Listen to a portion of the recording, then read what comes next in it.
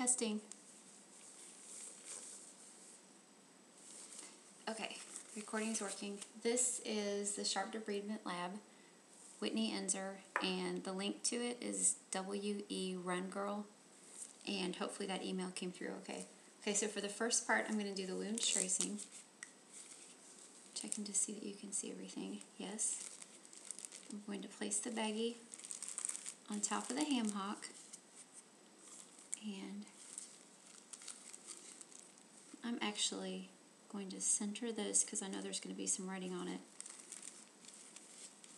And the opening, the Ziploc opening, is at the bottom or the 6 o'clock position, which I will note on the bag.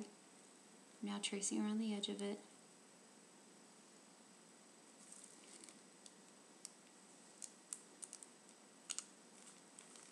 Trying to keep the baggie as still as possible so that the dimensions will be accurate.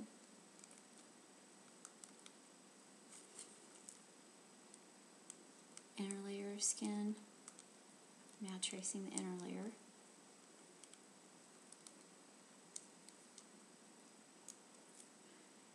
Majority of this is bone. I'm tracing around that now.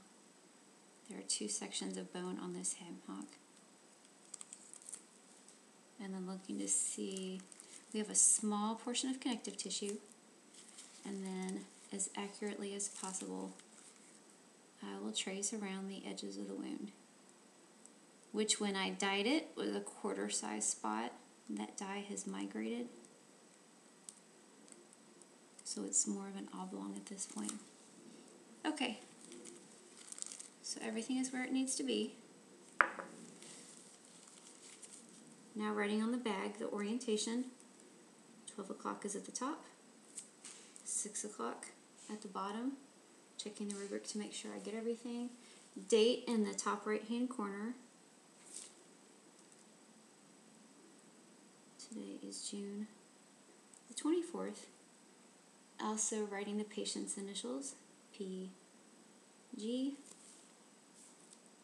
and I'm going to make a note of what everything is. NT, necrotic tissue, B is bone, B is bone, and I'm cross-hatching and writing a legend.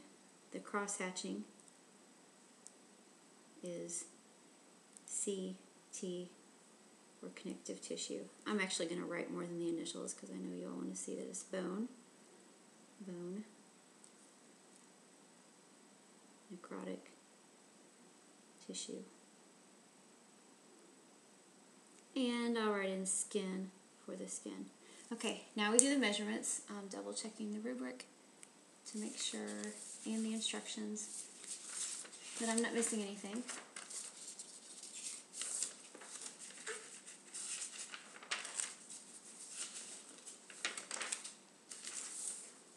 On the instructions, mark the date, the patient's initials, yes. The orientation, yes. Baggie, trace. Label the structures on the baggie, yes. Using the centimeter ruler, so now we want to see a measurement of the wound and a measurement of the tracing to see how closely they compare. So let's see, do you care which order this is in? It says on the ham hock first. So looking at this, the total surface area is going to be, I'm making sure this is still recording, yes. The total surface area is the greatest length and the greatest width. So it's not necessarily 12 and 6, but just whichever one is greater. So looking at this, it's more in a diagonal from like 11 o'clock to 4 o'clock for one of those dimensions. I'm laying the centimeter ruler here, making sure you can see that in the camera. Yes, and we get 2.5.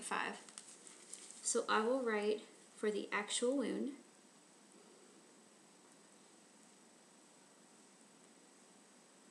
.5 centimeters times, looking at the other, if we called that the length, I'm now looking at the width to see what is the greatest. It is also on a diagonal. So I will lay this here, and I get 2.1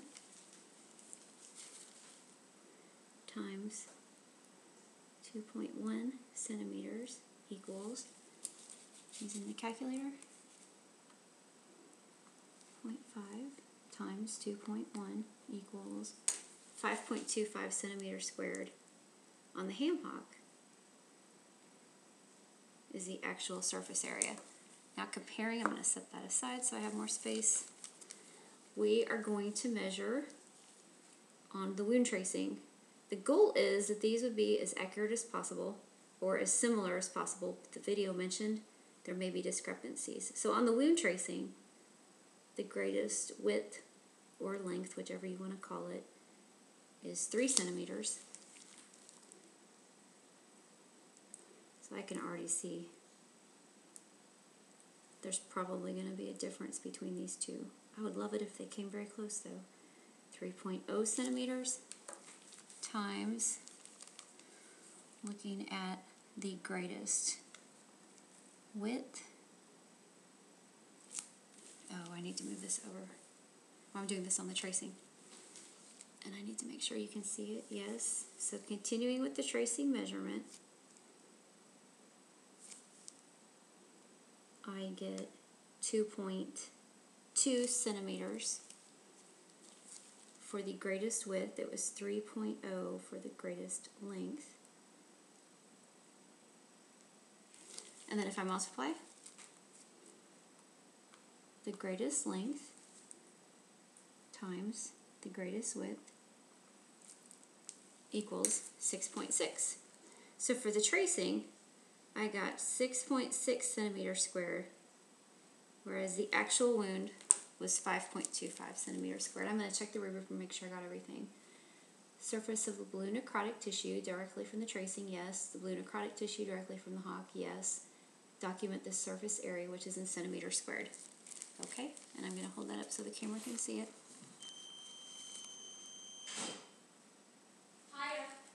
Hey.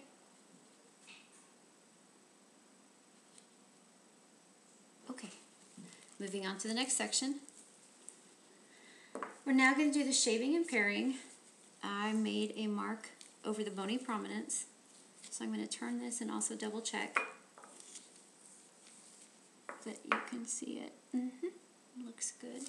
Okay, for this, for shaving or paring, we always want to use the number 10 scalpel, and I need to show you all that I know how to hold it correctly, between the 3rd and the 4th digit, and then the finger and the thumb wrap around the, I'm not holding that right to the camera, I am holding it right, wrap around the serrated part. So that is the proper way to grasp it. You also want to see that I have my forearms on the table and that I'm using fingers and wrists. So I'm going to make a few cuts, and then I've already done this video once. It was an hour long. This time I will turn the camera off before I finish completely and then show you the finished product. So to make a cut, can you see this in the camera? Yes. You want to use the widest part of the blade, and it needs to be angled down slightly using the curved part of the blade. I'm just moving this over the bony prominence a little bit, moving the wound over the bony prominence. And then I took my forearm off the surface. Okay, I'm going to correct that. My forearm is back on the surface. And then using a sawing motion back and forth, I just want to shave off what will be a transparent piece of skin.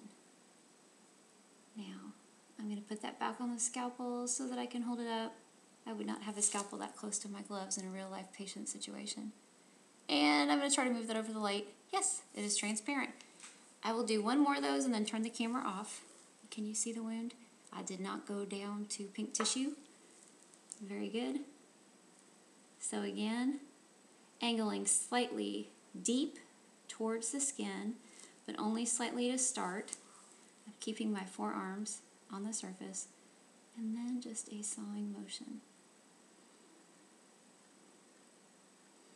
And after this piece of skin, I'm going to double check the rubric and make sure I'm not forgetting anything. Also looking at the camera, can you see? Yeah.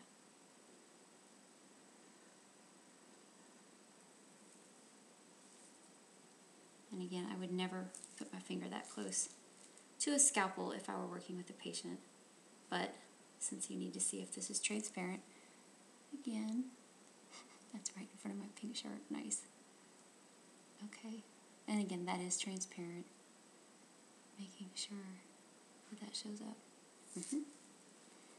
I'll do one more and then turn the camera off. So forearms supported. I'm gonna double check the rubric and make sure I have everything.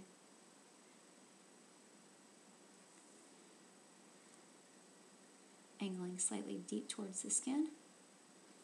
And then as soon as I get under, making sure I'm cutting with the curved part of the blade, I'm shaving across. Can you see this from the camera? Yes.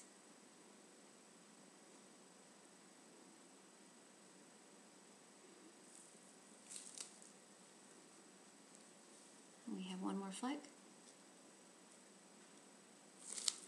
Holding it up to the camera. This time in front of the white cabinet so you can see it is transparent. And again, this is what I have so far for the flex. I'm going to turn the camera off and continue on.